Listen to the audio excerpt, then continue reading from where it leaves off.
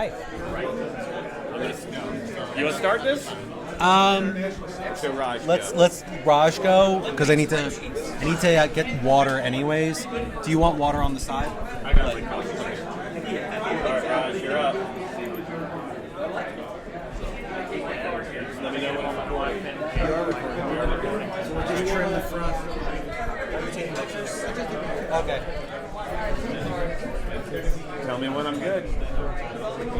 Hey, welcome to the Higher Ed AV Podcast. My name is Joe Ray. I am your host, and do we have a good one for you today? We are live from the Epiphan video booth, Epiphan.com. Make sure you go check out the wonderful line of Pearl products. We have them at USC in our Digital Creative Lab. We love the Epiphan products and everything that they can do. Make sure you check it out. We are actually live from CCUMC 2022. And all right, you ready, everybody? The Beach Ball Conch is back. The Beach Ball Conch is making a return to CCUMC. Get ready, people. But the very first guest we have today is the one, the only, Raj. Thank you, Joe. Thank you. I appreciate it. Welcome. I guess so people who don't know who you are, go ahead and tell people who you are and what you do. Well, thank you for the great intro, Joe. I'm Raj Singh. I am with USC. I manage the design and engineering team here at USC, and I'm happy to be here with you, Joe, and I'm looking forward to this discussion. Yeah, no, so it's interesting. This is your first CCUMC as an end user, because you used to come as a manufacturer. What's the difference? What's changed, and what are you seeing on how this has evolved? Yeah, no, you're absolutely right. This is my first CCUMC as an end user, and one thing that I feel the difference that I've seen from when I was in the manufacturer side versus when I'm an end user is the collaboration, the sharing of ideas, perspective, understanding in terms of like how does a certain product or a decision impact on the end user side, and just having that clarity of vision has been really useful and helpful. And also seeing a lot of old friends that I haven't seen in a long time. That's been great, yeah. Absolutely. This is, I know we've had a pandemic, so we've kind of had to all separate. Now we're back together. We see our old friends. We see the people that, that we've come to know and love virtually, or maybe we haven't seen in years. What advice do you have for people as they come out of the pandemic and maybe they're starting to now come to real life shows? What do we need to do as a vertical? How can we treat our shows different than maybe we did before? Yeah, one thing I would like to say to people coming out of the pandemic and going to events like these, like CCUMC, and is to make sure that you connect with your peers and to make sure to not take it for granted. Because I believe in the past, I noticed a lot of people when they would go to events, they would not take the opportunity to network, they would not take the opportunity to connect with other people through sessions that they were there. There's a lot of work and effort that goes into these, and it's better to learn and share from mistakes that have been made than to go and do it yourself. And I think that's where the value in events like these are there, is you learn what not to do, not only what you learn to do.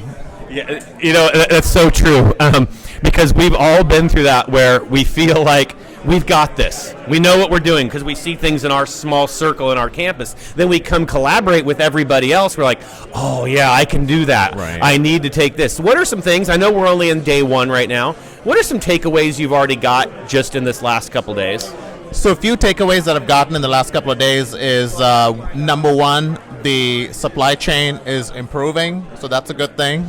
The number two I've seen is that, there's a lot of exciting products that are coming down the line that we've been able to learn from vendors who are here and share. Especially things like the Epiphan recorder. We've looked at some of those. We have seen things like, with the different microphone companies, exciting product lines that are there.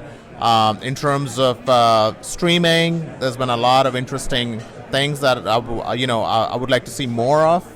And the key thing is that, the acceptance by most manufacturers that, you want something that's scalable, you want something that's IP-based, you want something that has a cloud management aspect. One thing that I've been impressed by is the either adoption or plans to have a cloud-based system that can either control manage, update, or do things like that. So that's been key for us. Yeah, no, I totally agree, and I think that's not just because of supply chain, but just understanding that we can move to those things. The remote management. One of the things you're always a champion of is scalability, ease of use, and ease of management. Right? You don't want to do sneaker net anymore. You don't want to have to run to a room. And we're starting to see a lot of that, and I agree. I love seeing the booths now not just be about here's the box we sell. Same thing, Epiphan here. It's a box, but it's also cloud search. There's a way to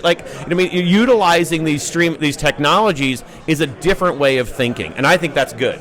It is, absolutely, yeah. And you're right. I mean, I think higher ed is one thing, as you said, we have scalability, and we're looking at things from an enterprise perspective, and it's not a piecemeal where I'm seeing manufacturers understand that now, that, okay, I'm not going to sell based on specs, I'm going to sell based on the experience, kind of like the keynote we had today where they talked about that. What are we doing to create that user experience, not just for our users, but also for the teams that manage and support these things? How do we make it easy for them? Because one thing we always know about is that, responsibilities grow, but manpower does not. The only thing we can do is augment it with technology, and that's where I'm seeing a lot right now with that. Yeah, no, I totally agree. We got 2 more days of this. What are you looking forward to over the next couple days? What are you hoping to take back to campus? So next couple of days, what I'm looking forward to is to connecting with a lot of my peers here, with connecting with a lot of the different manufacturers here and understanding their roadmap right now. And what I'm looking to take back with me is any best practices and gotchas that people have encountered, and how we can use that to implement for spaces that we have right now on campus for our next year planning. Totally agree. Raj, thank you for coming on the show. Absolutely, Joe. It's good to see you here as my team and not standing behind a manufacturer booth. So appreciate it, Joe. Thank Thanks again. you very much. All right. The beach ball conch is back, everybody. Go ahead and let me see. Where? All right, you caught it. Get over here. No, I'm gonna have some food. Right here. The rules. The beach ball conch has its own rules. No. Caroline Pepper, University of Birmingham in the UK. Later. Oh, turned down by the beach ball conch. All right, here we go. Where else can the beach ball? There it goes. Oh, you caught it. You sit. There we go. Those are the rules. You caught it. You sit. Here we go. There's rules to the beach ball conch. Here we go.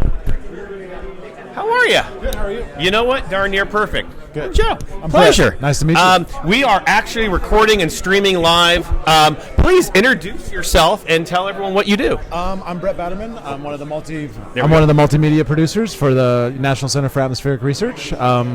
Essentially, we do it all: event production, soup to nuts, as well as meeting support and event space support. Whoa. Okay. So, where are you based out of? Where's home? Boulder, Colorado.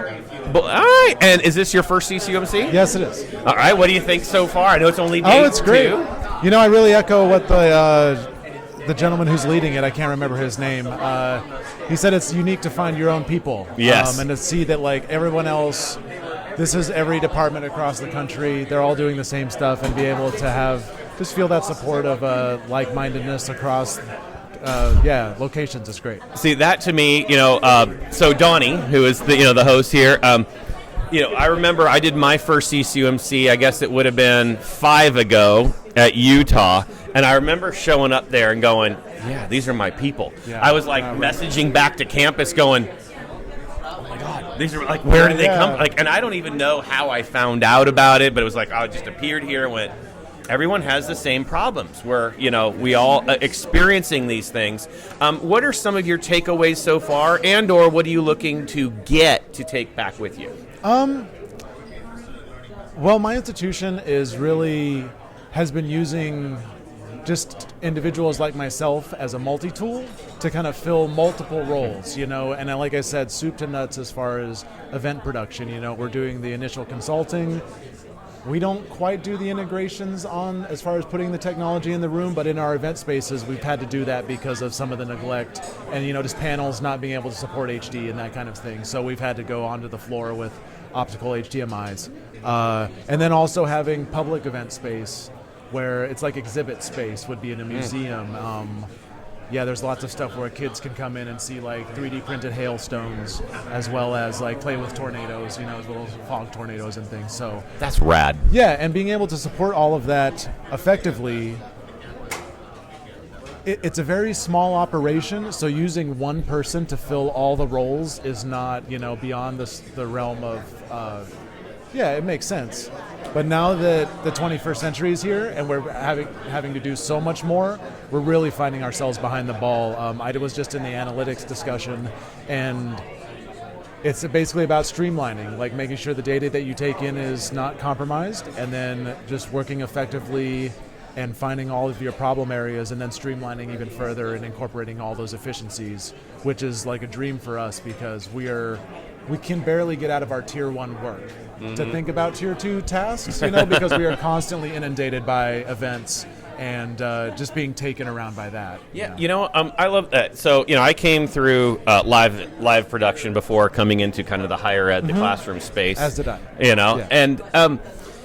And it's just a different world, right? There's like, to be honest, I kind of miss it. I love the rush of an event, right? But so how do you balance that? You sound like you're kind of a unique institution in the sense that, your learning space is an event space, right? Which is not necessarily the case for the standard classroom. How do you balance that? Or what are some things that you can tell listeners? What is their takeaway that they can understand to help them in their roles? It's been very important for us to be able to fit into all those roles.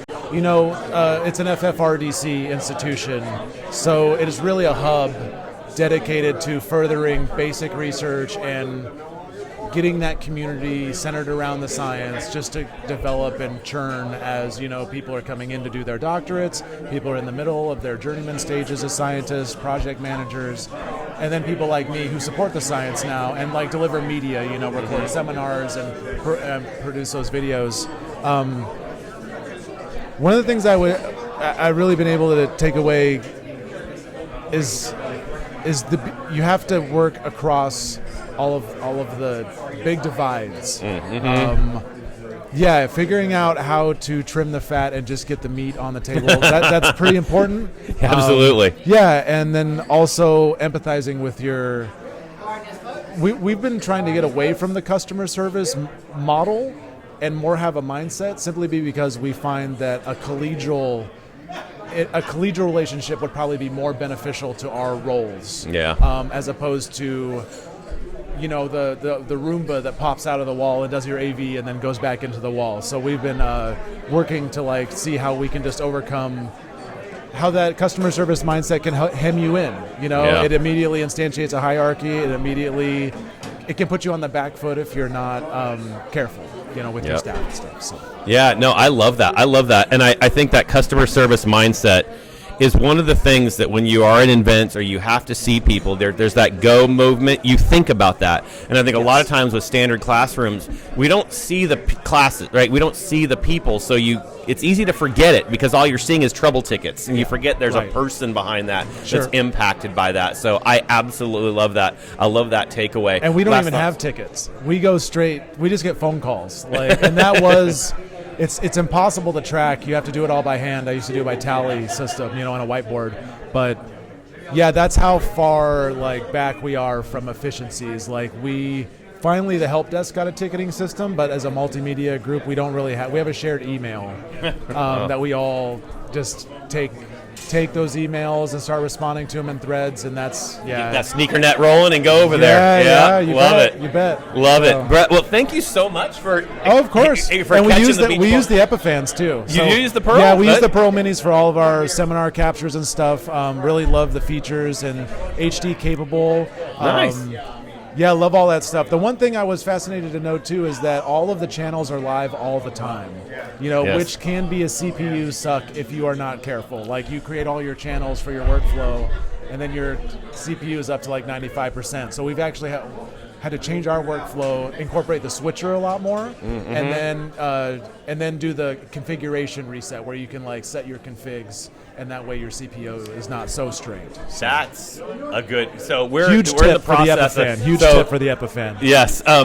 I do love the pearls. Obviously, not just because we're here from it, but Yeah. I do love it. But that's good. We're putting these into our entire digital creative lab, our podcast and video studios. So it's one of those things of where, yeah, if we often, a great tip because the students who come in plug in a laptop, that could Yeah. be one of those issues. So Yeah, sure. Well, it's good to mostly know. with the setup of the Epiphan itself. It's so configurable that you can, set up a workflow that might hem you in later as far as, your CPU is maxed out at 99%, and then you're starting to drop frames and stuff. So, yeah, something to be wary of. Use the configurations as opposed to the building out your channels. I love it. Great pro tip. All right, man. Thank you very much for Yeah, coming on. thank you, man. And you caught the beach ball conch, so there we go. All Yep. right. Thank you very much. And next up with the beach ball conch, he's going to catch it. Mr. Sennheiser, Mr. Matt, get over here. He caught you. I love it. We're like twinning here. Have a seat. Have a seat. Might as well make it a beach Oh, vibe, right? I love it. Oh my gosh, that is beautiful. All right, we're doing a photo. Hey, Joe. I'm like honored. I'm gonna hold that. You know, you hold on to the beach ball conch. You caught it. Please tell everyone who you are and what you do. Hey, everyone. My name is Madhav, and I'm the Global Insights Manager for the higher ed business at Sennheiser. And just to make it a bit more easy to understand, I just help our teams, our business development teams globally connect to the end customers, and I just try and see that Sennheiser as a brand is closer to the universities. Yeah, that's what I do. Yeah, you know what?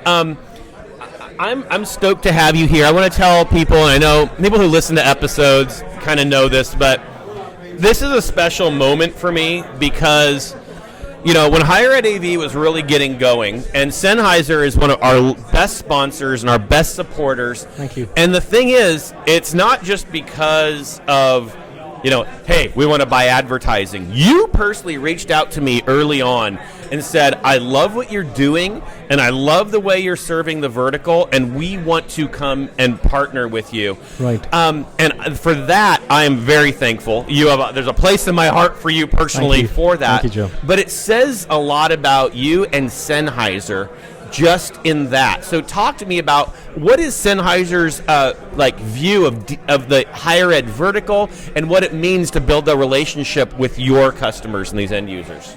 That's a great question, Joe. For us, higher ed isn't a business that we've just started recently. We've been talking to universities for many, many years. However, we thought that I think it was important for us to be even closer to universities because we realized that it's a community, right? It's more than just talking about products. It's about understanding your long-term needs and ultimately addressing the needs of the students and the teachers on campus. Yeah. So with that in mind, when I saw all the great work that you're doing, connecting with this community and helping everybody understand what AV is all about and what is this AV community all about, that's what really intrigued me, and I thought it was the right time for us to connect, and I'm really glad that everything worked well, and we are here together wearing our beach shirts. Got our beach and shirts. having I love the beach it, man. ball. The beach ball. Right. So now this is your first CCUMC, right? It's my You're first CCUMC, that's right. What is it that's, what are your kind of takeaways from the community? What are you looking to actually get out of this as well? Because there's value, obviously, not just in you sharing products with us, but you take stuff back too. What do you get out of this? So my personal goal to be here at CCUMC was, of course, to connect with the community. And I think a lot has changed since COVID.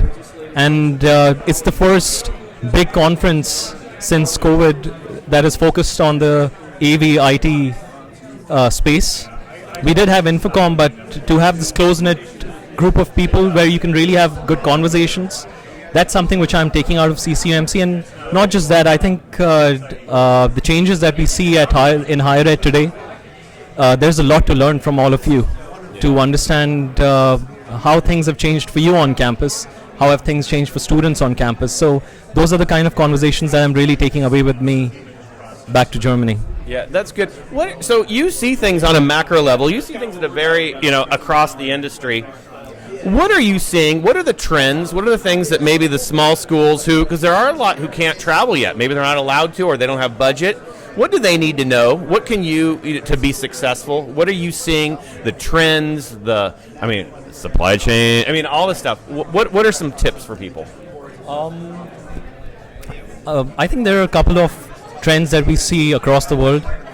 The first one being everybody is more open to understanding what AV can do for them. Right? AV has taken center stage across campus. You guys were really thrown into COVID-19, and I know, unlike your university, which was already prepared, and it's like you guys already knew COVID was coming. We got lucky. Many other universities were really caught off guard. So the biggest trend that we see is that everybody is more open to listening to what the AV-IT team has to say. And it all comes back down to the experience. So the biggest trend that we see across every region is universities are now taking a closer look at what is the student experience like, whether it's digitally or on campus. So that hybrid space is not just a fancy word anymore, right? It's not just something which is in their 5-year plan, which nobody ever revisits. Yeah. But it's something which is really the truth of the hour. And people are really putting a lot of emphasis on hybrid learning as something which is here to stay. I love that. I think you made a good point. I want to come back to it because there was a time before the pandemic that maybe as AV people we were second thought. No one realized how important our role was until all of a sudden the pandemic comes and it exposed how important what we do is. And that's something that we want to be able to keep with us. So how do we leverage that? How do we make sure we don't go back to forgetting how important we are? I think the most important factor here is to let the senior management know what you guys are doing. And that silo thinking that was earlier there, I think for the longest time we've been talking about AV and IT merging. It's not AV and IT merging anymore. AV is IT. Yeah, absolutely. And I heard Troy say that at Infocom from Northwestern, and that was really rightly put. And I think that's something which the AV IT team needs to leverage, because IT is definitely the heartbeat of the institution. It's really driving change across the campus. It's helping you keep the students attracted to coming back to your university. It's helping you get better accreditation. It's helping you raise the awareness about the role of technology in making the student experience better. So I think to leverage, to use that AV-IT merger as a key point, I think that's really important to keep the focus. And I think the second area is ultimately understanding where the students are benefiting the most from. Because all this technology is useless if you're not really getting the students to use them, right? It's like a fancy projector or a fancy technology in a room that you've invested thousands of dollars on, but if nobody is using them, then the management is going to think, oh, we have something already in place. So I think asking the students how their experience is and leveraging that feedback, taking it back to the senior management, that's absolutely imperative. No, I totally agree with that. And I think what's interesting is, and this is one thing I think Sennheiser is great at, is that voice of the customer and understanding it's not just a microphone that's going in a ceiling. Right. It's something that creates communication between two people, right? And that I love. And, I'm a huge fan. I'm a huge fan of the TCC, too. I love the way, just blocking, being able to block out air conditioning units, be able to block, because the thing is, it brings the quality to our customer that we don't always think about and we take for granted, right? And so, can you do me, not that I want you to spill the beans, but I do, but I know you won't. What do we have looking forward? Roadmap Sennheiser for the listeners for the next 12 to 24 months. What do we have coming down the road? So I'm going to break this answer into two parts, right? The first one is how we develop our solutions. it's very much customer centered and user centered. So when we talk to you early on in the development, we are really trying to identify what the future needs are. So that's one part that I want to highlight. And the second part is that when it comes to audio, Sennheiser has been doing this for the last 77 years. And that's really something that we are proud of. Yeah. So as far as audio and classroom audio is concerned, especially for higher ed, it's something that we take very seriously. And to answer your question of what our roadmap is, what our plan is, it's just going to make the student experience a whole lot better. We are going to be able to also support the AV IT teams in a much better way with the solutions that are coming up. And there have been some very pertinent requests on how we upgrade our existing technology.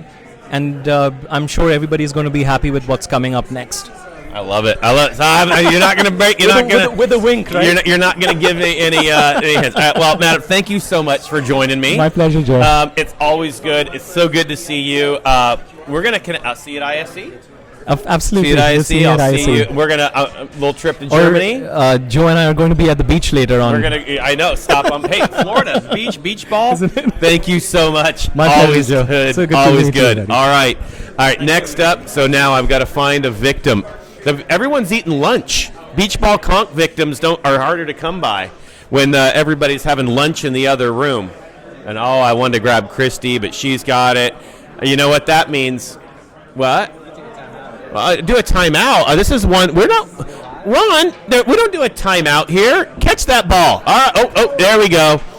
See, you're just going to be the filler. You're going to be my filler. Yeah. Okay. There we go. And I'm not used to being filler. This is the whole thing. Is people will, you are. I will tell you, out of the 178 or so episodes of the Higher Ed AV podcast, everyone you're on ranks in the top 178. That's amazing. I know. You're up there. So I'm in the top 100%. That's correct. That's amazing. You're there. All right. So because we are here at the Epiphan booth, Epiphan.com, the greatest. Go to Epiphan.com for the Pearl line of products. Ron, tell people who you are, what you do. God, that's such a loaded question. My name is Ron Epstein. I'm the Senior Director of PR Comms Higher Ed Strategy at Epiphan Video. You may know me from other companies, but you should know me from Epiphan right now. Right now. Wait. Shh. No, I'm just kidding. All right, everyone knows this. The only reason that Joe Way has a big ego and is famous is because of your case studies, your things that you did for us, and it vaulted. But I want to get away from that, but actually talk about. I just want to stop. I apologize to everybody listening. It was not my intention, but here we are. Okay, and here we are. Well, no, we had, we were there and we had the conversation, and you kept talking about other schools, and you were making me really mad. And I said, stop talking about those schools. I need USC to be the top name. That's right. And we did that. But I actually want to go to something that's important. And the question goes around that case study. Like, people don't realize the value of a case study and the value of being able to talk about the success story of the customers. Why is that important? Why should listeners understand why that's important? Man, you're forcing me to spill my secrets here. So I think here's the important thing. So for me, I'm not technologically inclined. I ditto that. I cannot hook up anything. Maybe a DVD player, but spending some time with people in the vertical and seeing the tremendous work they've done, and also having been at college and not having this technology, it's amazing, all the work, all the intelligence, all of the stuff that goes on. And I think too often companies take the approach of saying, you know what, we want you to talk about our solution, we want you to be a shill for our technology, you couldn't do anything unless it was us providing the technology. And so for me, I've always looked at it differently. I look at you guys like you're the heroes. You guys are the smart ones. You guys are the ones that put together all this stuff. And us as the manufacturers, we, a lot of us, some of this gear is interchangeable. Not Epiphan gear, but some of the other gear is interchangeable. And at the end of the day, it's what do you want to do? And I think that's the story that people are really interested in. They don't want a promotional video about my technology. They want to see the USC campus. They want to see inside the classrooms. They want to hear from the people who deploy the technology. They want to hear from the people who use the technology. We interviewed faculty. We interviewed students. And I think for us, it really paints the picture of a total solution, because a real solution should be accessible by all, and you shouldn't have to have an engineering degree, to turn the lights on in the room or to be able to capture, record. So to me, I think that's what it's all about, is really showing everybody that you guys are doing amazing work and building that partnership and creating that awareness, because everybody wins. Yeah, I love that, because the thing is, like, we know that you are kind of a marketing guru, but it's different. Marketing is not just saying, here's the story of what happened. It's not just about getting clicks, and yes, that's important, and yes, the end, if you're representing a manufacturer, the end goal is to get sales. But what is it? You talk to customers. You guys just did an incredible NC State video, right? Yeah. What's important? Like, what is it that you see in our vertical? Now, because you get a macro view. You see things I don't see. What can our listeners take away just from what you kind of get? What are those things? And I'm keeping this very broad on purpose because I can't think of how to word the question. No, but what's something I don't see? Well, I think it's perspective, honestly, because you're out there repping USC. You're there talking about all the great work you're doing. You're having conversations, but at the end of the day, you're still representing your school. You're curious to see what other schools are doing, but at the end of the day, you still need to position your school as the leader in digital transformation and digital learning. For me, I go to the end user, and I think that's one of the key things too, is that too often there's this disconnect between sales and marketing. The salespeople are the ones that are out in the field seeing, but they're also thinking about the bottom line and they're thinking about quotas and everything. But for me, the way I look at it from a marketing perspective is I really want to go and I want to see what you do. I want to hear what your pain points are. I want to be able to convey all of that back home to engineering or salespeople. I don't want to tell you how to speak. I want to hear how you speak anyway. So for me, I like that. So for me, I think it's about listening. I think that's and it's the craziest thing because nobody really listens anymore. Everybody's waiting for their chance to talk. No, that's good. I like that, especially if you think about it. Like AV people, we are outside of me, as a rule, are introverts. Yeah, we're people who sit in the back. We don't want attention, except for me. But yet, understanding that, being out there and being able to tell our story is important. And one of the things that I'm a champion of, everyone who listens to me knows, one thing I think we're bad at as AV people is selling our own story, right? And building our own value. So one of the things that I always approach the job, my mom is 73 years old. And my mom does not know how to use a remote control. She calls me over when her cable box is turned off, because she doesn't know to turn it on. And so I say to myself, at the end of the day, my mom is very smart, but she's not technologically inclined. And for me, I want to tell stories that my mom can look at and understand what's going on. The thing is that the technical, the AV racks, the black boxes and everything, you guys got that all figured out. But for a lot of it, it's a commodity, right? It's, having come from the display side in my past, a display is a display is a display. It's the price point, it's the size, but at the end of the day, what kind of deals can I get? So the thing is that it's what you do with the technology. And that's what that's the story I want to tell, is that right now, and you guys, from the conversations we had, all the way back to 2019, pre-pandemic, Joe, we know each other before the pandemic. And I remember steak lunch. That's very good steak lunch. I remember sitting at a table with you giving me the stink eye for obvious reasons, and then just having the conversation about USC and earthquakes. was one of those Yes. things that I found I'm like, you know what? California does get earthquakes, and these guys are thinking ahead because now they're thinking, what's the contingency plan? What do we do in case something happens? And a year later, the unthinkable happened to everyone. It wasn't a California thing, it was a global thing. And I think that forced everybody in higher ed and everywhere else, because now there's the adoption of UC, you've got your Teams and Zoom, and you've got all these lecture capture solutions in higher ed where you're looking at what happens if somebody's sick today, what if they're a remote student, what if they just want to go back and experience the lesson plan. They've paid all this money, right? Yeah. And so the thing is, why are we limiting access to information? And I think for you guys, you've always been ahead of the curve on it. And so it's been part of your DNA for a long time to kind of think, hey, what are our contingency plans? How can we move things forward to being able to take a situation and not let it affect our students, our teachers, our faculty? And I've always admired that. Yes, I thank you very much for pointing out my genius.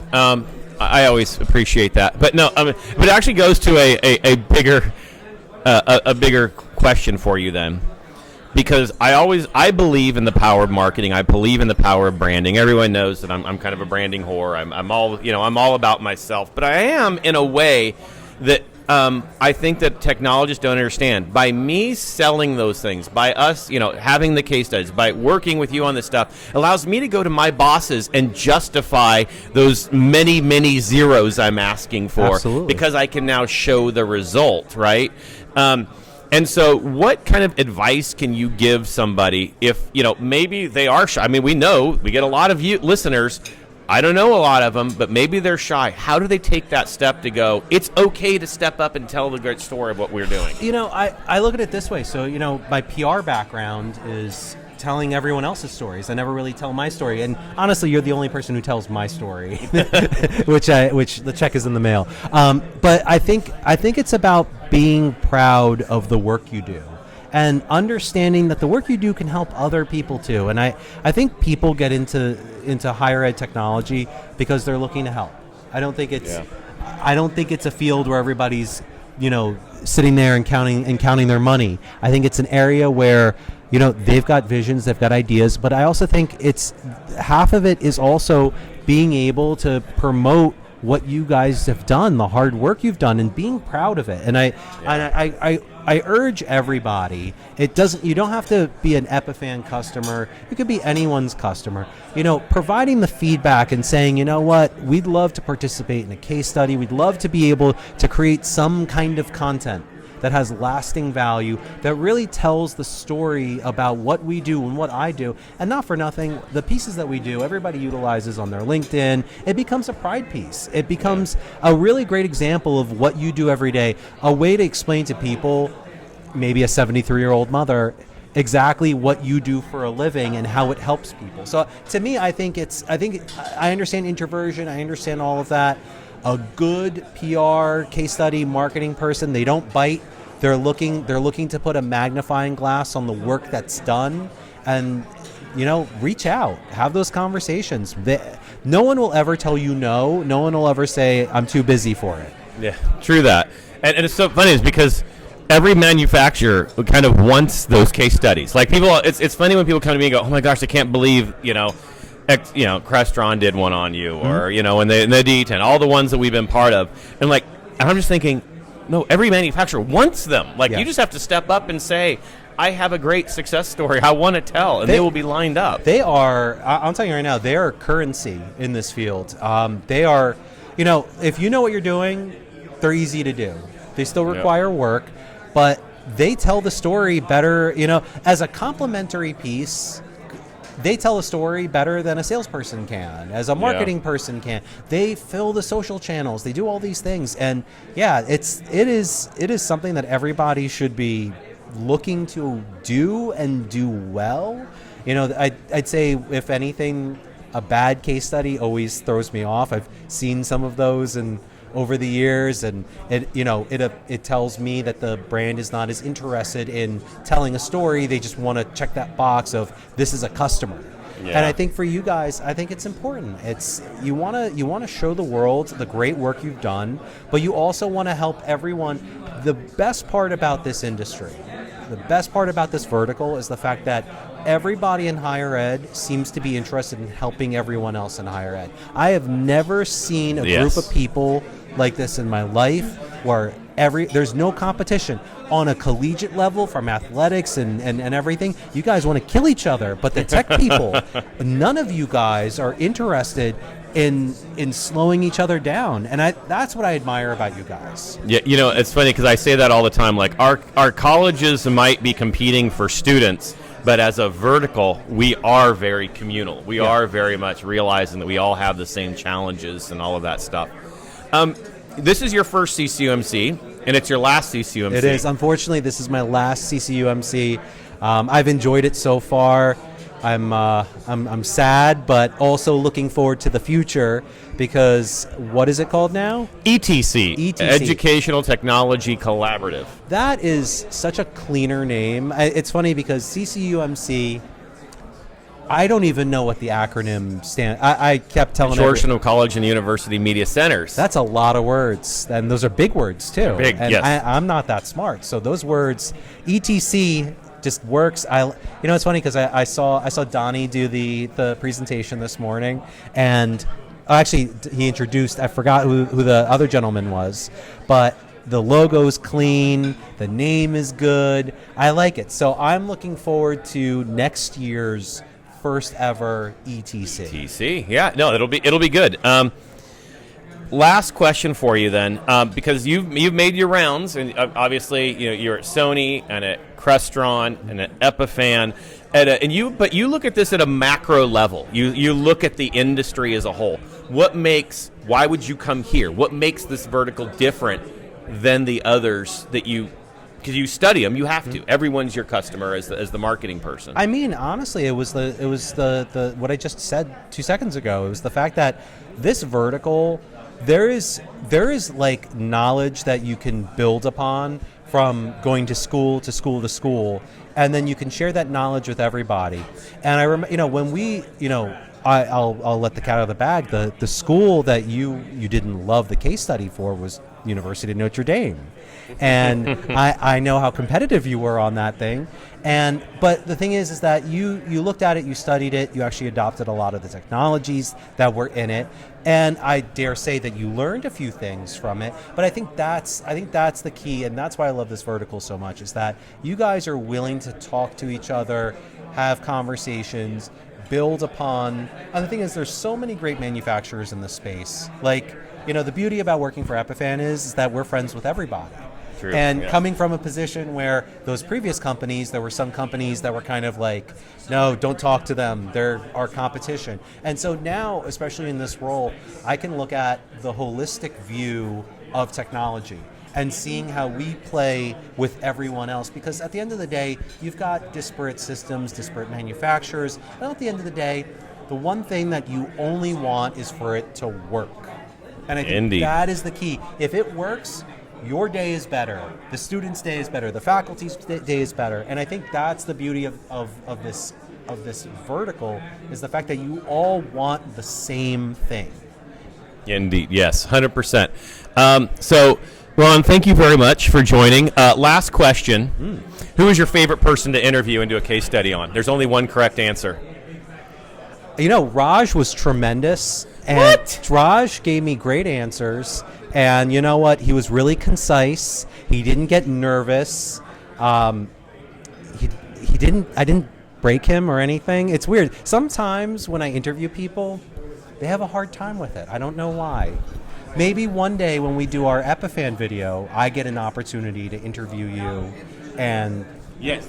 Well, we'll see. Yes, you're the only person who got me to be yes, shut up. Exactly. So, yes, that being said, Ron, thank you very much. Always a pleasure. Always a pleasure. Love you, sir. We are live from the Epiphan booth with the Epiphan Pearl line of products. And next up, he caught the beach ball conch. He's coming on. we have the treasurer of HETMA and, of course, associate director of something. Assistant director. Assistant Yeah, director. not associate yet. At Texas State University. Yep. I guess introduce yourself. Tell people who you are, what you do. Okay. So I'm Atkins Fleming, Assistant Director, Texas State. For Learning Spaces, I'm responsible for the design and procurement of audiovisual technology on campus. Nice. And I'm going to come see you. That's in right. a few weeks. Yeah. You know? Small world situation. I know. I'm excited. I guess the question for you. So, is this you're here? We're back in person, CCUMC after 3 years. Obviously, we've had infocoms, things like that. What makes this show special? I think it's the group of us that's here that makes it special, and the fact that we all do relatively the same thing or very close to the same thing. So it's more of a niche group. The issues spoken about, the presentations are like really relevant and applicable to what we do on a daily basis. And I mean, yes, there are some great vendors here showing cool technology, but I don't think of this as a let's go see new technology show. It's a let's go see what other people are doing. 100%. That's so. One thing I was just talking with Ron is I said, what's interesting about our vertical is our schools might be competing against one another for students, but as a vertical, we are very collaborative. We don't see each other as competitors per se, right? It just makes it different. So what are you hoping to learn here this week and get from this group? I don't know that I came with specific objectives for this week, but I think I always come into it with sort of a benchmarking mindset of how are we doing compared to other institutions in general, for one, but also people that we regard as leaders in specific areas. Some people are... pretty much everyone they're doing something really well, but those things vary. So maybe one school has a really tight relationship with their facilities group and how they tackle capital projects or construction renovation, and I want to see how we're doing compared to them. Maybe another school is doing something great with data and analytics or central scheduling, and they're tying data to that, and it's like I want to see how we're doing compared to them. User experience of classroom technology might be another kind of specialty. So it's kind of just coming and seeing like how are we doing compared to all these different groups and people.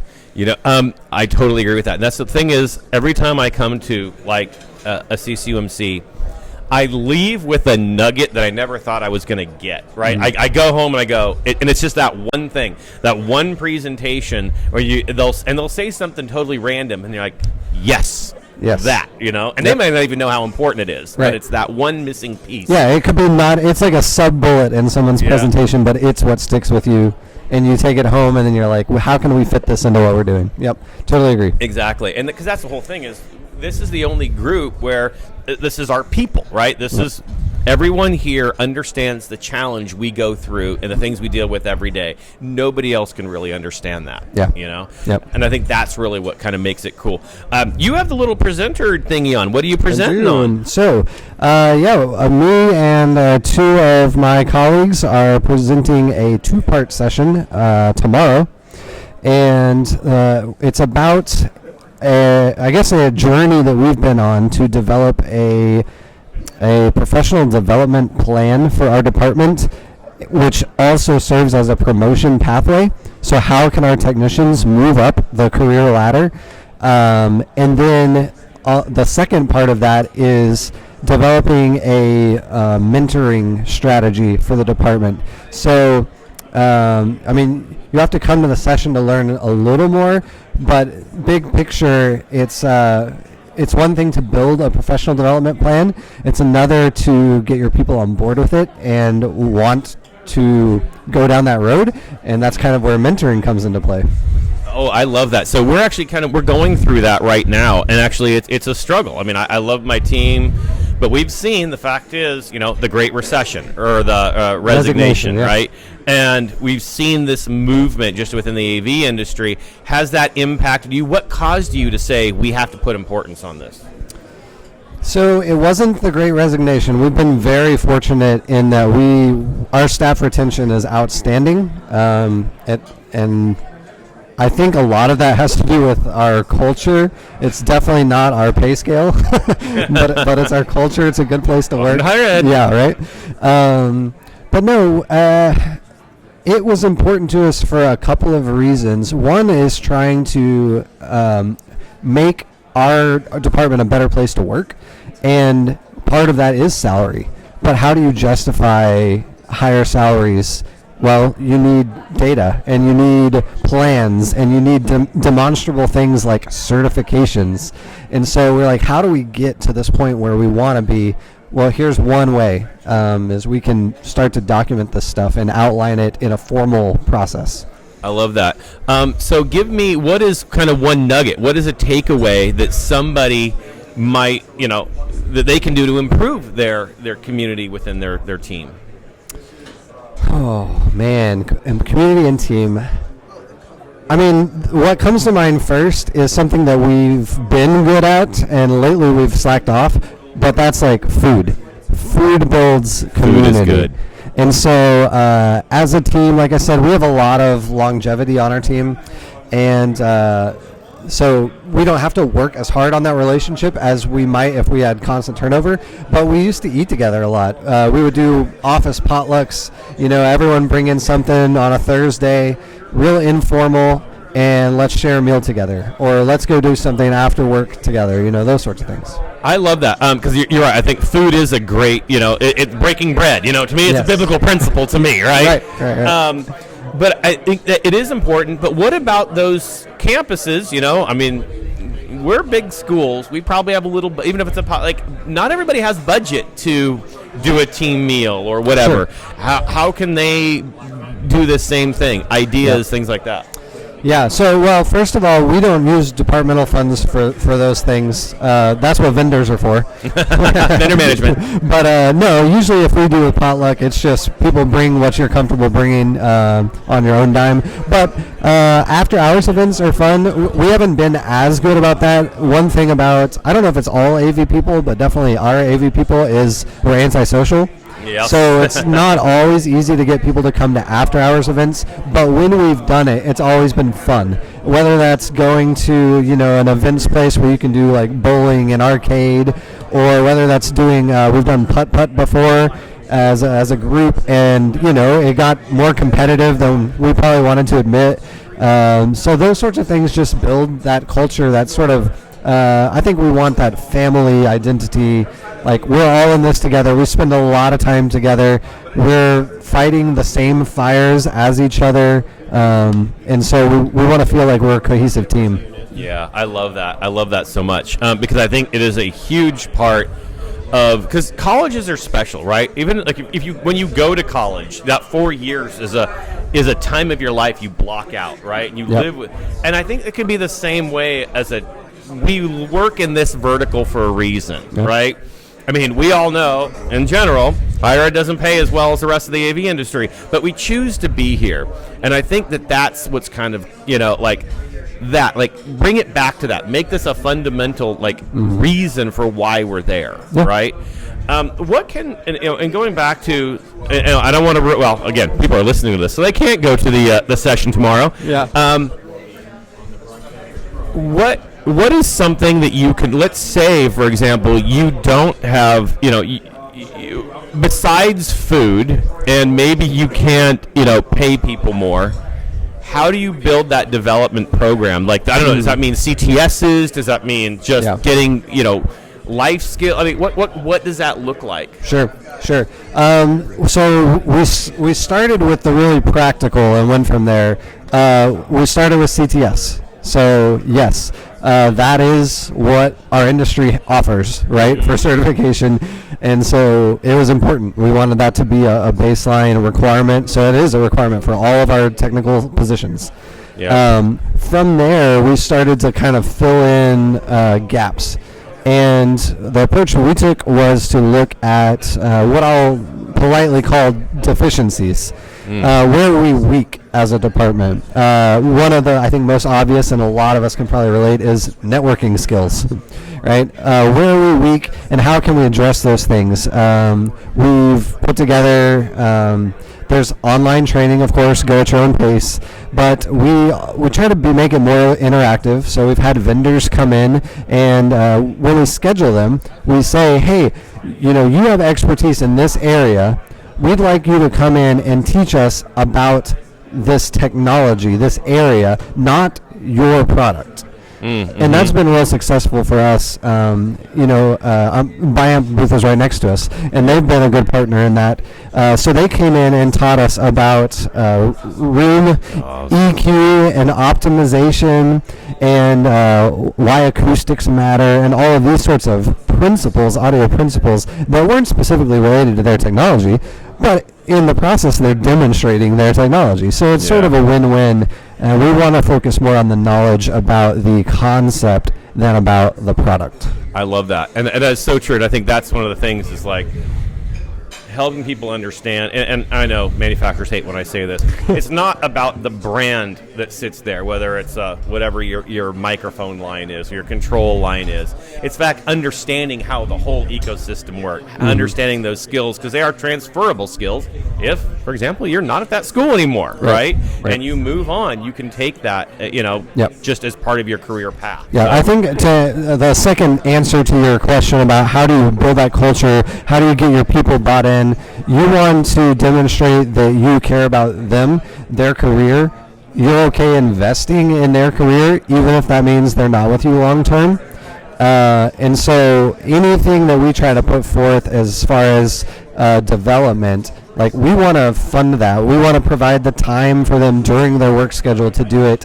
And we've been very fortunate, maybe it's because of that, maybe not, that our people have stuck around for long periods of time.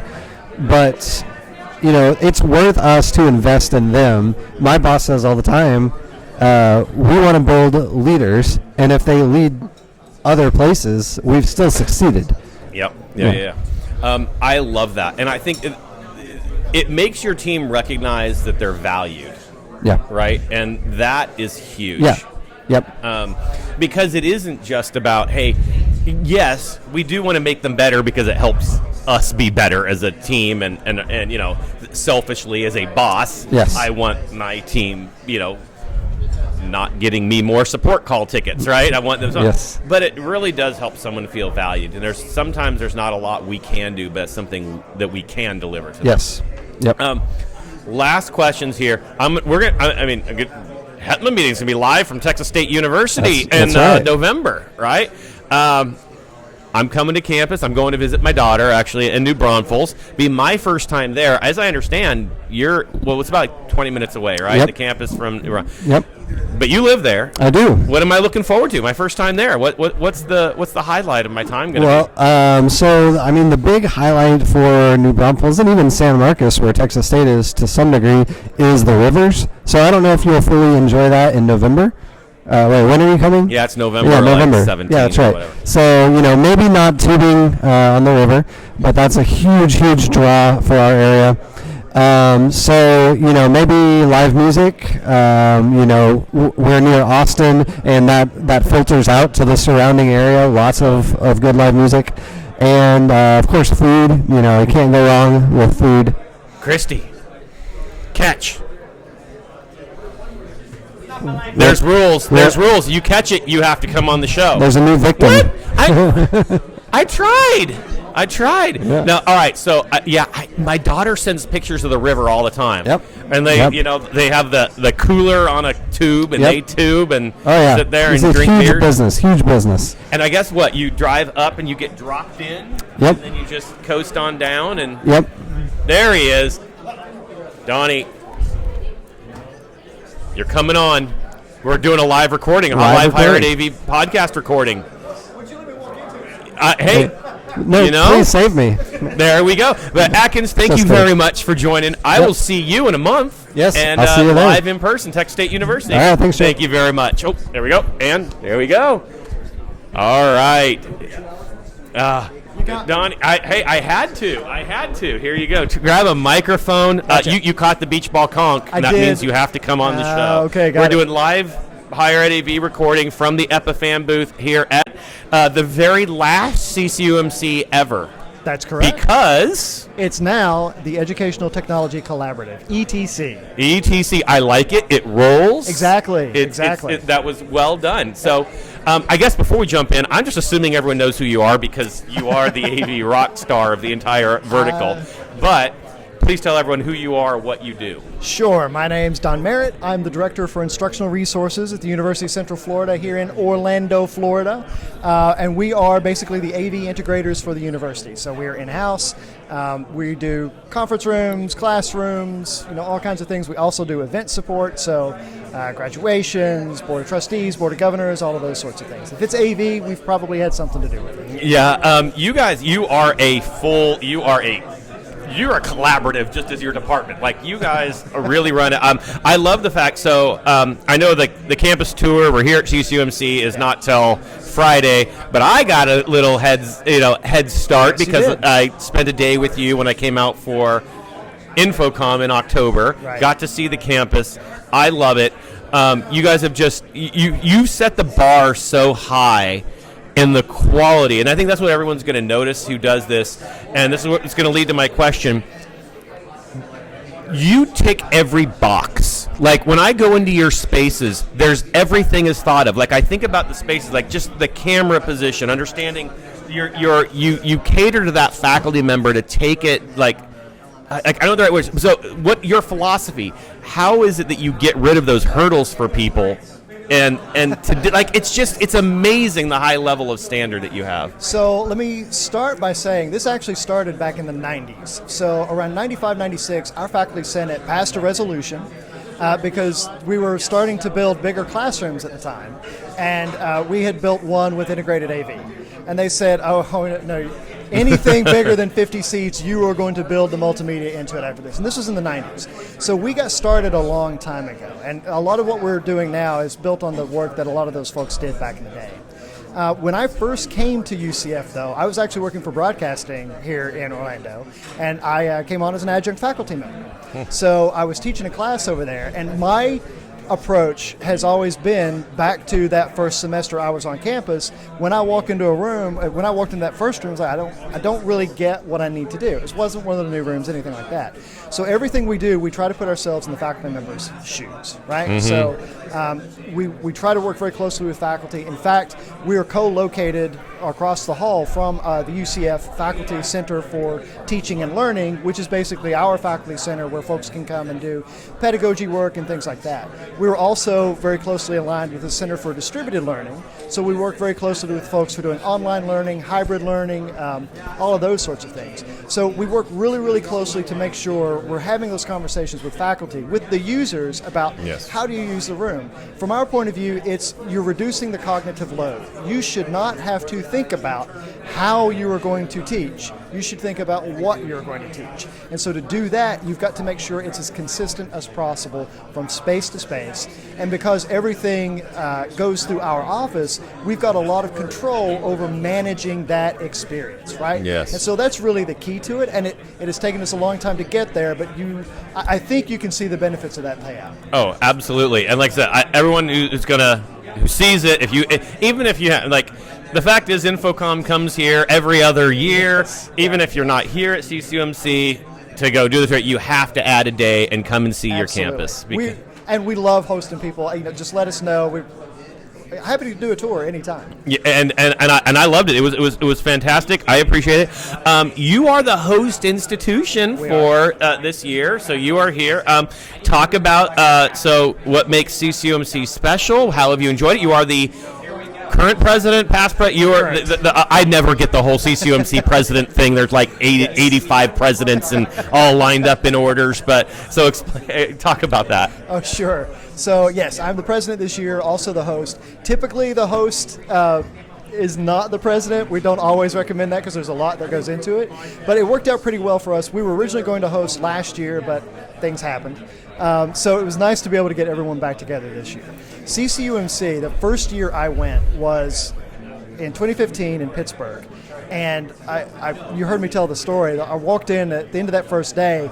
I was talking to Todd, our assistant director. I said, where have these people been my entire career? Yes. Because it was people that do what we do with the things that we do it with, the people that we do it with. And it's an experience unlike some of the other technology conferences that we went to. And I was hooked immediately. And it's been a very rewarding, very gratifying experience ever since. Yeah, no, and I totally agree. I still remember my first CCUMC, I guess, was Utah. Yep.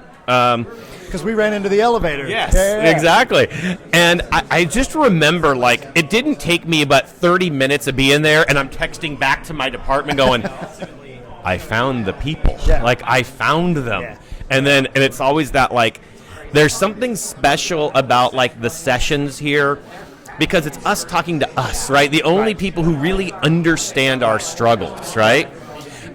What are your, looking back, what are your kind of best takeaways from a CCUMC conference? The relationships matter because a lot of the things we've been able to solve and accomplish are based on some of the conversations that we've had, not just at the conference, but after the conference. Like, whether it be a technical issue or even a professional development issue, how to grow in your own career, how to grow your team, those sorts of things. I can't emphasize enough how much this interaction, this personal thing, really does contribute to the success of not only you as an individual professional, but to your team as well. Absolutely. It is so valuable. And of course, everybody, even if you can't make it to the conference, there's the listserv. Absolutely. There's so many benefits of ETC. Yeah, exactly. And even if you're just a passive participant, there are a lot of resources available through the listserv, and more resources becoming available too. So Stay tuned. Stay tuned. All right, see, teasing. You're There you teasing go, it out. always. Congratulations, well done this week. you. I'm loving it. I know we're early in, but this is you've knocked it out of the park. But again, you saw. No one would think otherwise. When you do something, you set the standard. Where whoever has to follow you has a really hard bar to reach. And I'm going to make sure that they reach that bar. We're going to push them as hard as we can. All right. Thank you so much, Donnie. It is a pleasure. Thank you so much for coming on. All right. We got another victim of the beach ball conch. Beach ball conch victim. It is one and only Ryan Gray from Yavapai College in Prescott, Arizona. That is correct. Running for public office. This is true. Yes. I got text campaigned for myself while we were here. Look at that. So somebody's doing work. I appreciate it. You know what? And we are here at CCUMC at the Epiphan booth doing some live recordings. You are also first introduce yourself. Tell people what you do. Sure. So my name's Ryan Gray. I am the Technology Integration Manager at Yavapai College, which is a great title that means I can do whatever. But basically, my group is in charge of all of our user-facing technology. So AV systems, classrooms, learning technology, and PCs, Macs, iPads. So we do a lot of endpoint management also. All right. You said you have the easiest HETMA board roll ever. Exactly. So talk about that. Yeah. So that was really cool to be nominated and then elected to serve on the HETMA board, which is really cool. And, to have a small school be able to play that kind of role is really cool, a great part of it. But yeah, it's the easiest one. It's just 2-year at large. 2-year at large. I don't have to organize anything. You just show up, vote, keep people on the right track, and find ways to pitch in. You know what? I'll trade you positions because I'll tell you, chair is not that. No. It's the headache that goes with it. Yeah. But, so this is your first CCUMC. It is. Talk about your experience so far. I know we're only on day 2 of it, but talk about your experience, some takeaways so far. So the institution's been CCUMC members forever, now ETC members.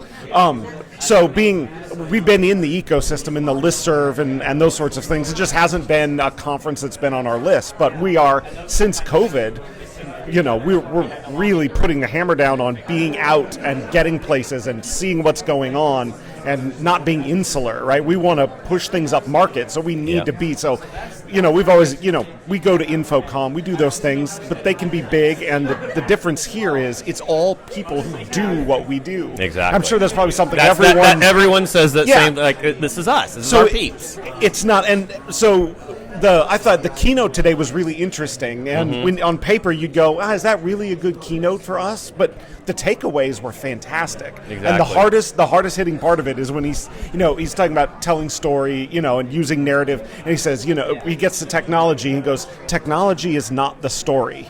Yes. And I go, oh God, because how do we try and communicate about what we do? This new microphone array does all these things, and we try and make people understand the technology instead of tell the story of when we implement this technology, how is it going to change your experience and what is it going to mean, right? Exactly. And I think that's also, that's a big hit, not just us personally as a vertical, but the AV industry. How many times do we get emails going, here's the new feature set? Well, I don't need a feature set. Yeah. I need to know how it solves a problem. Yeah, right? Exactly. And so as an in-house integrator, right, we do all our own design, and so we have kind of our processes for it. So, but in the other role you mentioned, I was kind of helping volunteering as they've got a new, a professional development room that they're doing, and they were getting bids from integrators on what to do. And they didn't, they're like, what this stuff is, come take a look at these. And the experience of how disconnected what they were communicating to the customer was, it was it kind of blew me away. Yeah. Of that's a list of gear, but that doesn't say how it's going to work and what is it going to be and how's it going to feel and those sorts of things. So it brought that into stark contrast about how inside baseball AV is all, kind of end to end. Well, and I think that's one of the things is the pandemic exposed how important our role is, right? Again, in general, outside of me, who's a big egotist, right?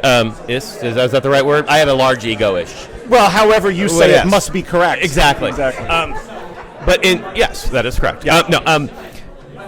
In general, we're introverts as AV people. Right. We don't like the spotlight. We're fine. It's a reason. It's a black shirt for a reason. Yeah, it hides in the shadows, right?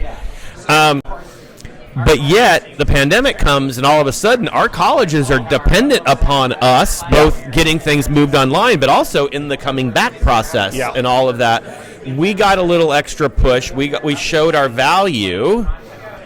How are you guys handling that moving forward? How do you capitalize on that, especially at a smaller school? Sure. So the advantage of being at a smaller school is sometimes there's not somebody already doing whatever or taking every role, so you can jump in. So how we're doing that is there's places where you might say, well, look, it's my job to get the gear in and make it work, and then it's up to you to use it well. And where we are, if there's nobody saying no, it's an implicit yes, so go. So what we are trying to do is expand into the design of the coursework that's going to happen and work on marrying the correct type of pedagogy into the correct space. And not only that, but start to tell the people who are, supposed to be educational experts, like, you're actually doing this wrong. You can't do it that way. And can show them that the experience of the students on the far ends of their calls need to be what they're thinking about, not the other way around. So that I'm eyeing. He's not looking. Get him. There it is. Yeah. Well, I tried. So that means you're going to be up next. Yes. But I have a question for you then. Sure. Another one. So we had a little fun the other day about HETMA on the list. Yavapai College and Yavapai Community College were listed. We had a little conversation about that. You don't like the community part, but to me, what makes you special and community colleges special is the fact that you're an extension of your people, the community you're based in. Talk about that. What's that stuff the rest of us don't recognize? Yeah, so the whole point about the word community is simply it just reeks of like high school, or just like, what are we doing, 13th grade or whatever. And I don't think it represents well what community colleges do. But you're exactly right. Our mission is to serve the needs of the area that we're in, whatever those are. And a lot of them go outside education. So we have a huge role in economic development and getting information and bringing businesses to the area because we are an institution that can do that. Yeah. So, but what it means for us is, what are the workforce needs and how are we directly getting people ready for those workforce needs alongside, preparing students to go to 4-year or beyond, and providing opportunities for first-year college students who, if it means, where we are having to move to Phoenix to go to ASU, they won't get started, so we get them started and doing those sorts of things. And we're offering our first bachelor's degree starting next year. We'll have 2 or 3 more. So, nice. All right. The paradigm of community college, especially in Arizona where I'm from, is changing a little bit to not just be the typical, you couldn't get into a university, so you go to community college for a couple years to get ready for it. That's just such a small fraction of what we do to provide for what our community needs in terms of workforce development, economic development, and then keeping the area as highly educated as we could be, because that increases the quality of life where we are. Totally agree, and I love that, and I love that take. And it's really easy, especially for some of us at kind of the R1s. You lose. Yes, we're an extension of the community, but not in the physical sense. We're an extension of the identity of a student, a USC student, whatever. Yeah. And I love that connection.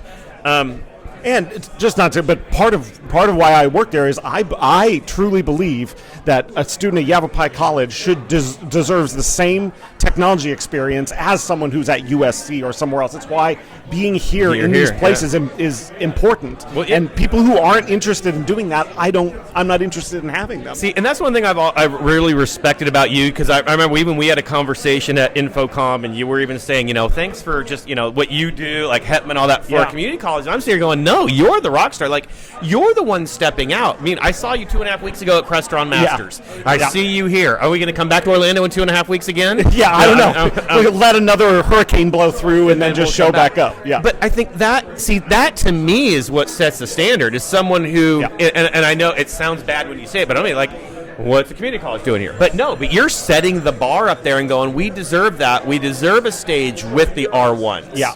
And not for me, for the students who are in our classrooms and for the people who live in that area. I'm not doing my mission if we accept that they get something substandard when other people get something great. And if we have the resources to do it, we're going to do it well. We're not going to whatever. And like I said, is it in-house? We're not outsourcing that for an integrator to give us the C team and slap something together and then not know. We're going to develop the in-house expertise. We have 6 CTS holders on staff. You've got incredible staff. We take it really seriously. I love that. So very, very last question then. 2 more days of this conference. Yeah. What are you looking to take home? What's the nugget you want to go home with? Yeah, number one, and I know, probably everybody gives the same, is networking, relationship building is key, right? We all know that learning about stuff and methods can happen anywhere. What you're doing here is picking up an idea that you want to follow up on. I did a pre-conference yesterday on something that I had never really seen done the way it was done, and I went, that is something I can take back and show people at my institution. Are you interested in developing this? Because now I can show you how UCF does it, and that's where we are. What am I trying to get? What are the places that R1s have already solved the problem that we can steal? I don't want to invent the wheel. I'd like you guys to go through all the bumps in the road, and then what can I steal? And I love it. I love that. I think that's wonderful. Cool. Right, thank you so much for coming Joe. on the show. Hang in there. Appreciate it. Thanks for catching the beach ball conch. Yeah, thanks for and we've got the next one up, and that is Mr. Chris Decter. What? I'm just grabbing my beach ball. What? Do you want to come on? You don't want to come on. What? Mr. Chris, come on the show. We're coming up next. What? He already caught it. He just set it down.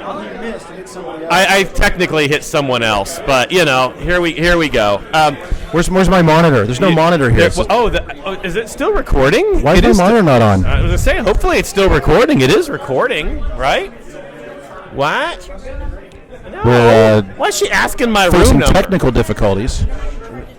No, there's lunch right there. There's coffee right there. And over there. And over there. What? What? That's the coffee I'm drinking. We're doing live. So Lex and I are having an argument about coffee and my room number so she can charge Starbucks to my room. This is 602. Charge all meals to 602. I don't know who that is, but I don't. I guess we're going to find out at some point. when we get that bill. Chris, welcome. We're here live at CCUMC We are. Epiphan booth. Tell people who you are, what you do. My name's Chris Decter. I am the manager of instructional technology at the University of Wyoming. That's as much as you're going to get out of me. However, allow me to plug my very own podcast, the AV Super Friends, avsuperfriends.com, for all the best AV cynical news and honest takes on everything. Is that fair? I don't know. No, that's good. I mean, when you said best, then I'm thinking, well, I hire at AV I'm going to qualify it to say it's going to be honest, brutal, and cynical at times. So. Yes. Yeah. No. Do everybody go avsuperfriends.com. Of course, you know the AV Super Friends guy. Of course, we have the On Topic. The On Topic is hosted at Hire at AV, and then That's you right. have the Off the Rails. And we do Off the Rails where we go all over the place. We do that ourselves just through the avsuperfriends.com link there. We spun up a new one. A new one called AVSF Live. It has its own website, avsf.live. That is a real website. You can go there. And that's our live streaming show. We're going to take call-ins. We're going to have our kind of running conversation with the people out there so they can join. We're going to do those probably quarterly. Next one's going to be not officially announced, but I'll announce it right now. Next one's going to be December, kind of Christmas time. We're going to do some year-end wrap-up stuff. We'll do a Christmas-themed show. That'll be live. We'll let people call in. Definitely on audio. Working to see if we can do video in a way that doesn't actually break things in OBS. But no, I really enjoyed the first. It was the first one, I think, that you've right. done one. That was like a test. Yeah, that was good. It was a proof of concept. I enjoyed it. I guess one of the things. So I'm going to actually go back to your last On Topic episode. You did the AV Nightmares. The Halloween one, yeah. It was to me. It was literally my favorite of all your guys' episodes. Thank you. You did. I want to make people go and listen to it, so I don't want to give it away. But you basically did. Every one of your cast gave a little bit of a spooky story from your little campground. We picked. We kind of treated it like a radio play. We said if it's going to be Halloween themed, let's think about our scariest times in AV. And so we came up with scenarios. Some were slightly embellished, but they all have enough of the truth in them that you will recognize everything we're talking about. We sort of think, well, we'll just lump all the worst part of projects into a single project. But we tell some stories there. So Justin Rexing shares a story about a nightmare scenario. Mark Holozinski, also another nightmare scenario, shares his like a waking nightmare. Larry Darling talks about the year of good enough, and then I share one that I called the needs analysis of terror. So so 4 little vignettes in the Halloween theme, but very very on point for higher ed AV. Yeah, it was, and I think you kind of came across all of you nailed everything that. As we're listening to all the stories, you're like, oh, yeah, I did that. Oh, yeah, that's happened to me. Yeah, that's happened to me. That's happened. But I actually want to go some. There was a theme, and I'm going to say I almost disagree. There was a common theme among, and you guys have had this conversation on multiple parts of your multiple episodes of your show. They throw everything on the network debate. Mm-hmm. What's wrong with throwing everything on the network? I'm for on the network. You guys don't like the whole network thing. No. See, this is the ever popular difference between throw everything on the network and throw everything on a network. So in most cases, for most of us, and you guys have a very, I know you went through a parallel kind of network build out at SC at the same time you were doing your classroom one. So you kind of had all your ducks in a row there. For most schools and for most of us, the network is like the last bastion of things we don't control or have any say in. And so simply dumping everything onto the network makes for kind of less than stellar performance. That said, that's clearly where everything is going, and that's clearly 3, 4, 5 years from now, that will be widespread and commonplace. But it's not quite there yet. So case in point, we have trouble at Wyoming with the bridging of VLANs between students who log onto wireless, getting to the wired VLAN for wireless sharing appliances. That works in some buildings, not in others. Depending on the network infrastructure there, it's just not reliable. Now, personally, I don't mind that much at all because I have a hatred with a passion of 1,000 suns for wireless sharing appliances because of all the issues that we're all familiar with as far as performance and reliability and et cetera, et cetera. So it doesn't really bother me, but that is that's an indicator that there are things the network needs to do yet, the network team needs to do yet to make our network truly AV friendly. So we're not there yet. So because of that, yes, I would say all of us on the AV Super Friends are pretty well in agreement that simply putting everything on the network at this point is generally not a good idea unless, as in your case, you have a very kind of a network team was very much on the ball and forward thinking. So yeah, and like I said, I was kind of blessed in that I my first day was also the first day for the director of infrastructure. Right, we came in together. We're all challenged with the same goal. Yes, they did a $20 million network upgrade the same time I'm doing it. Right. Yes. As soon as I complete my $20 million network upgrade, I will be all on board with that. But yes. So what are your? All right. Now here's the thing. You said it. You alluded to it. Everything's going on the network in the future. Everything is becoming a network device. What are your takeaways? How can you have those conversations with our teams in order to move that? Because at some point, it's not going to be a choice. Right. So, hint to everyone out there listening now or watching now: reach out to your network admins. The way I think we phrased it in the past on the show, but just in general, is find them before they find you. An example: an engineer who worked for me who just retired. Had a box from a manufacturer, I won't say who, but it's a Crestron NVX, and he got that several years ago, and he was setting it up for the first time in his office and just plugged it into the wall, and he left for the day. And he shows up the next morning at 7:30 in the morning, and there's 3 network admins standing outside his door wanting to know what the heck he just plugged into the network and then left. So find your network admins and make friends with them, but find them before they find you, and get some test gear. All these manufacturers are happy to send out gear to you. Get your network team on board immediately to say, hey, this is what we're doing. And I will say that, like at Wyoming, they've been great. The network team's been great. They all recognize this is where content is going. So they're very happy to get out in front of it. And before someone just plugs something in, for me to say, hey, I've got 3 boxes from manufacturer A, B, and C. Let's try these out. Let's see how they work. Let's try some multi-building routing. Let's try some inter-building routing. Let's see what the traffic does and what we need to adjust, so we're not simply going to go buy 200 rooms worth of stuff and then get surprised when it doesn't work well. So baby steps, involve your network team, and get some test gear to try out. They love doing that. It's something that the network team at Wyoming they were so pleased that we were like, here's 3 different manufacturers and 3 different types of things. Let's try it out. And they loved that. So. Yeah. And the funny thing is, it's interesting. I was lucky too. Like, this is one of the things. The pandemic actually was good for me because, I mean, it sounds bad, I think but the pandemic was good for AV in general.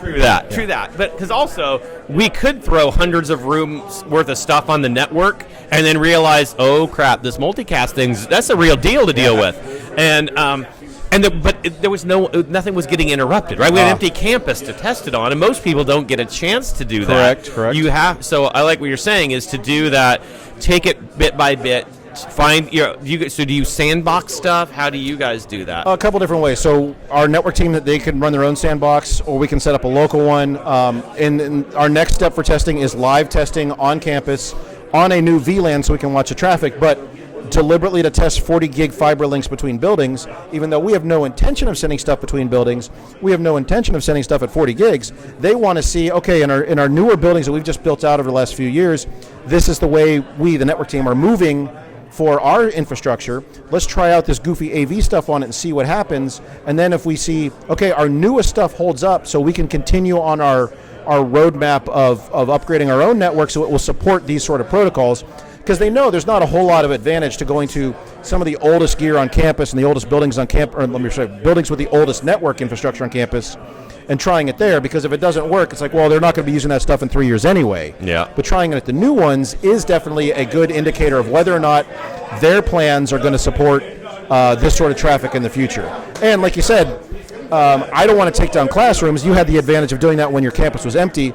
We do that in a test environment, so even if we do break a link here or there, we have redundancy, things like that. So we can do it deliberately and methodically in such a way that we can be sure that the results of that test are legitimate and will be good provide good direction on how we want to move forward for future systems. Yeah, no, I love that. I like that approach, and it's a wise approach. I mean, again, I'm an outlier in the way we were able to do it. You were in the right place at the right time. Exactly. So getting to the thing, we're here at CCUMC. What are you hoping to get? I mean, we're all back. This is our vertical. We're together. What are you trying to? What's your hope to get out? You of and I this keep week? running into each other about every 3 I know. months. I mean, it's like literally we're just traveling around together practically. What are you getting out of this week? It's general idea sharing. In a lot of sense, I hate to phrase it this way. It's as if things stopped in 2019 and we're just right back where that was. So it's the same sort of camaraderie. It's the same sort of fellowship and friendship with other like-minded individuals at other institutions. It's people back up sharing ideas. Here's what we were doing. Here's what we're working on. Here's some things. So it's not. There's nothing groundbreaking about it, but it is good to be back, and it's good to just build those relationships. And as I like to phrase it, and you probably all heard me say this a couple times. I like this concept of stealing and sharing. Mm-hmm. So sharing is when someone stands up and says, "Here's what we're doing," and stealing is when I hear a good idea and I'm going to take that. Yep. So, because I'm going to share my ideas, and I hope you steal them and take them with you, and I'll do the same. But it's all about this kind of. We're not in competition with each other. It's all about this common approach and commonalities, and happy to share what we've been working on. Happy to hear what others have done. I'm happy to share things that didn't work and say, whatever you're doing, stop doing that right away. Yeah, absolutely. There's a lot of things out there, and I get to hear from a lot of different schools on their different approaches, and that informs kind of my own thinking and my own approach for future projects. Yep, totally agree. I love that. That is because that is really the key with all of this, is realizing that, hey, we're a vertical that has common problems. Mm-hmm. We all go through the same issues, whether you're a top tier school or a smaller school or whatever, right? It doesn't matter where you are, geographically, size, we all deal with the same issues. This is the place where we can come together.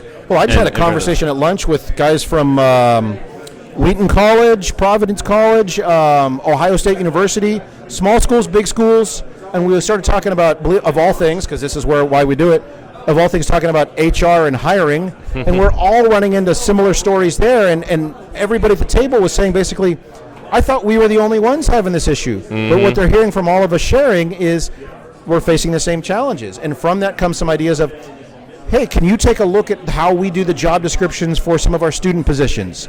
Yeah. Maybe you have some ideas on how to get more students to apply for that, or what catches their eye, and I'm happy to leverage some of that information. People asking me of, hey, can you share some of the stuff you've been doing as you've been going through hiring for full-time positions and professional positions on your team, and I'm happy to do that as well. So it's, if I can get information from them and information back, I think that's really the value here. So yeah, no, I totally agree.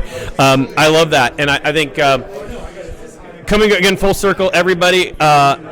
AVSuperFriends.com. Make sure you listen, subscribe, and and send 100 of your closest friends, 200 of your closest friends. Go find 100 friends and make them sign up for it. Yeah, absolutely. That's right. Thank you very much for joining the show. I appreciate it. Thanks for catching the beach ball conch. Where's this thing go? Oh, just set it right down in front of you.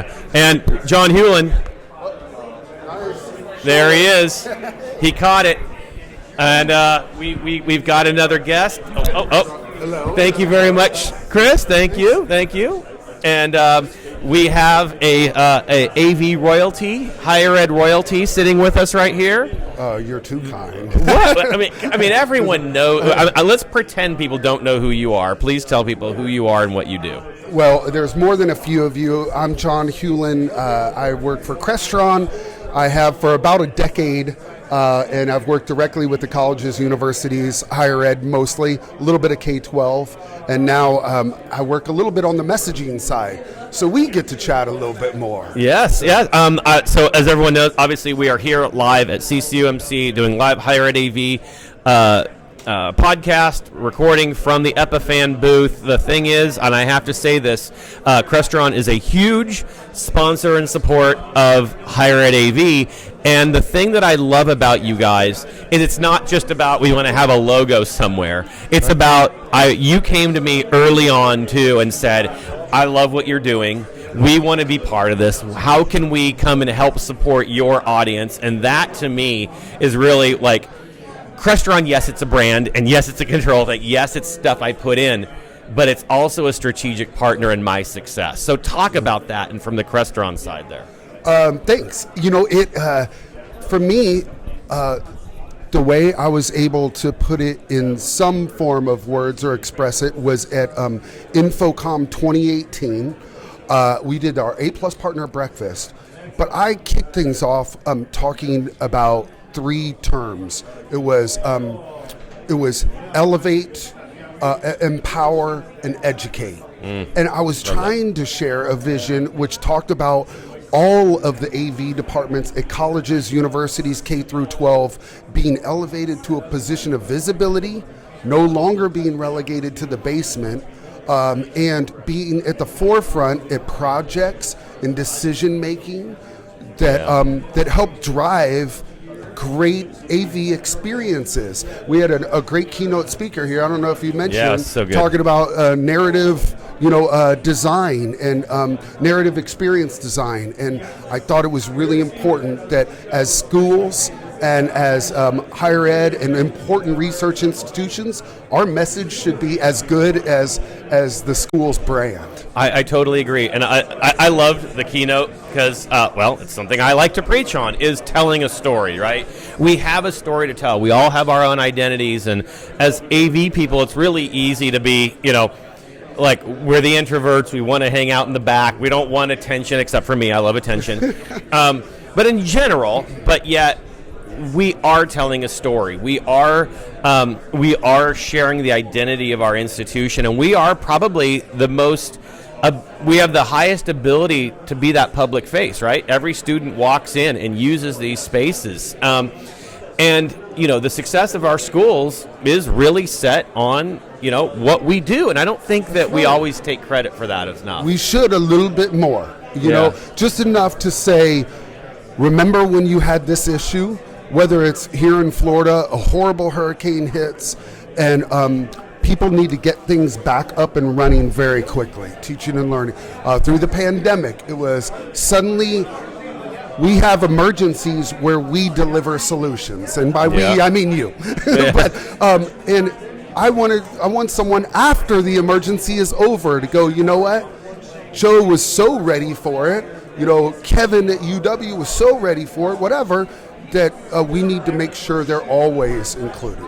So, I totally agree. And so what's really interesting, we're in a pandemic, right? We're coming out of a pandemic. We have supply chain issues. We have all this stuff. We're trying to figure out how to move our campuses forward. One of the things that maybe people know or don't know, Crestron recently acquired One Beyond. It was your first acquisition, right? Or something along those lines? It might have been our second in company history. I think something with shades, but I don't know. Don't quote me on it. I'm sorry. But yes, it was the first major one. Are you seeing now, and maybe you can talk about this outside, because you see a macro level. You see our whole vertical from outside. Where I'm in the trenches, you see it.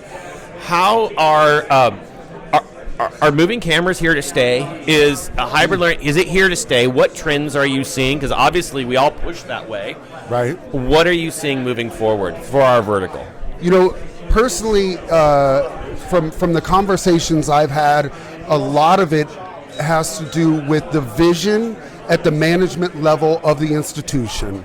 There are some that are putting their foot down hard and saying, we are an on-campus institution, and we want to keep driving our brand that way and school that way, and our vision of education. But then I turn around and I talk to West Point, and West Point says our belief is that a cadet can learn from wherever they are in the world, and I love that. So it's definitely not going away.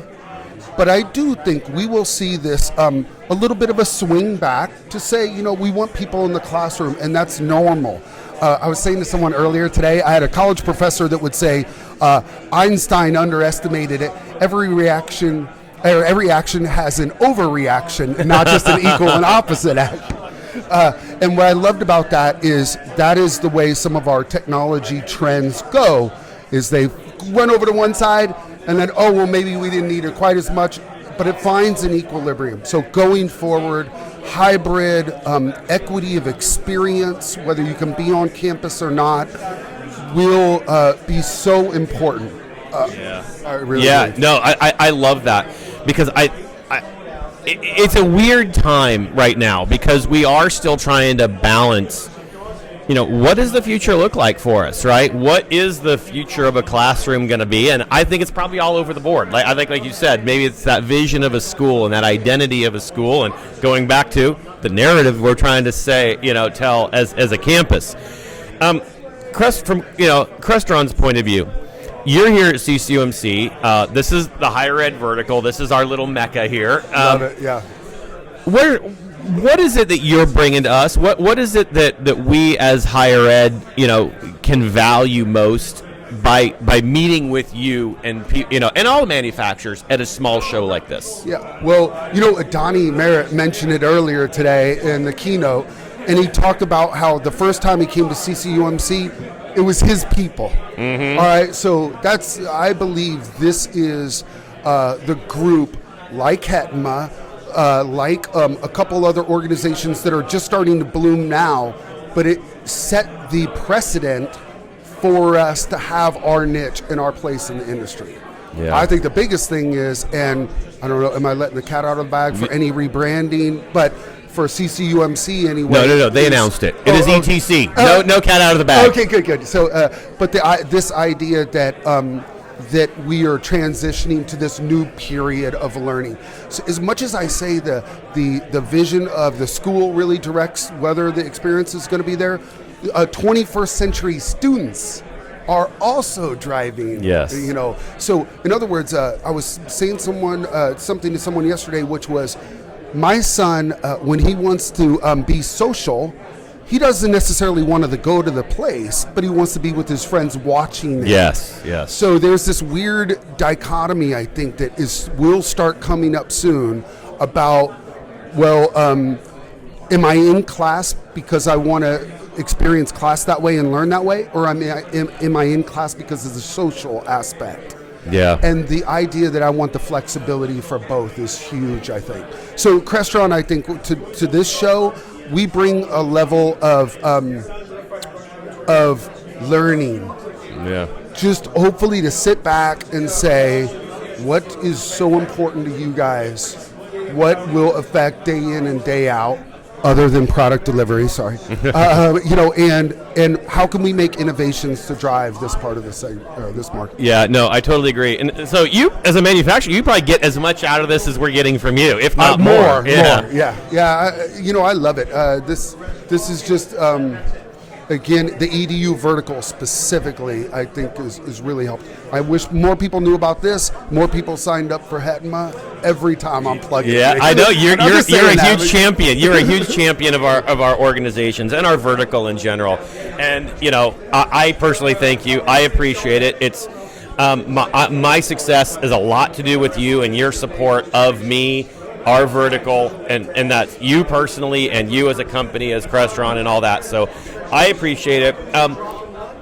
Kind of looking forward, all right, are you seeing a trend? And I actually messaged you. I think I texted you or something when I saw the Crestron announcement about the VC4 coming out on a little Dell server or whatever. And I think I went, that's brilliant, right? I'm a huge fan of VC4. Like, I love software, I love server, I love all that stuff. What are you seeing? Like, speak to me. And I know 2.5 weeks ago we saw each other at Masters, right? So I don't know how much of all that is secret and all this stuff. Or is everything good? I mean, I don't know. I don't know.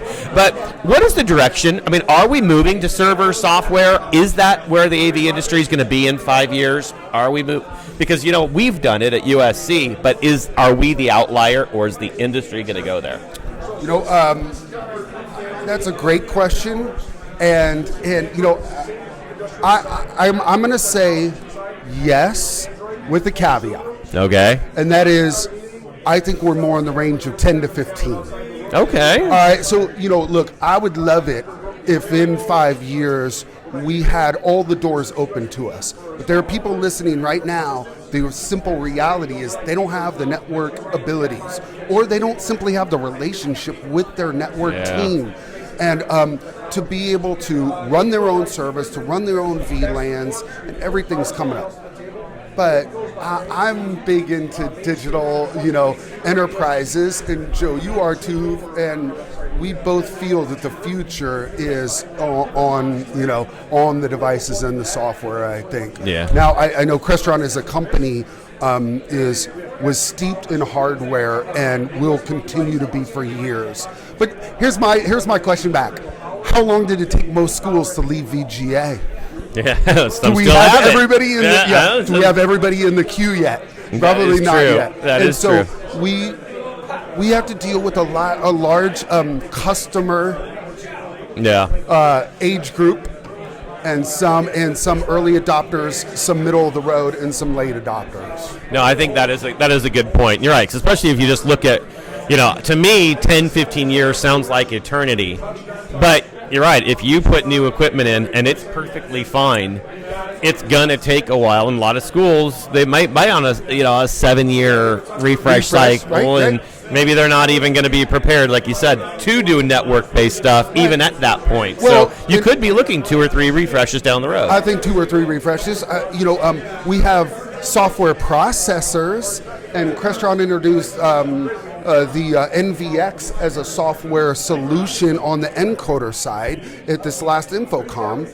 But the truth is, it's not a replacement for boxes very quickly. Yeah, no, totally agree. I love it. I love the direction y'all are going. I love our partnership together. It's always a huge support. So, John, thank you very much for joining the show and coming on. Again, we are here live, everybody, at CCUMC. Check out the Crestron booth. Make sure you go to Crestron.com. And we are here at the Epiphan video booth. That's it for today's show. We're back tomorrow for a second round. So thank you, everybody. Have a good one. Thanks. Take care.